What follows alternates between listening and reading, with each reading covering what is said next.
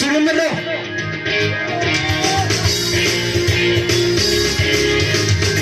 Lumika, may saya, agungaya, lulenhi, asirula, tibela, at sukala, diroer mo.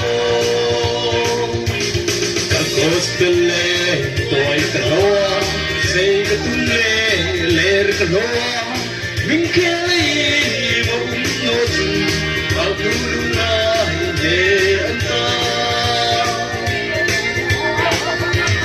Asai thiên lâu sai mưa, anh ấy thiên lâu ngày rồi. Các con anh hồi lên xia, mà hát sâu hoa lên về hi. Các gospel lê gọi cả loa, xây cái tu lê lê cả loa. Mình kêu mà nô chung, mà lung lại để anh ta.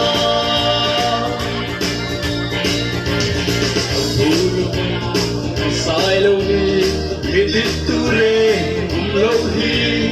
Cần nước câu lê, cần nước hợp về, cần trong bao thi mà chỉ xin nó. Các gospel lê, gọi cả loa, xây cả tu lê, lê cả loa. Những cái mà nô chung, mà lung lại để anh ta.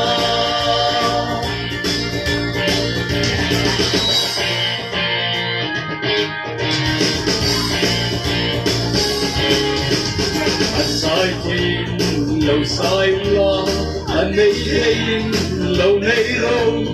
Các con anh hồi lên xia, và hát sâu hoa lên về hi. Các gospel lê quay cả loa, dây cả tung lê lên cả loa.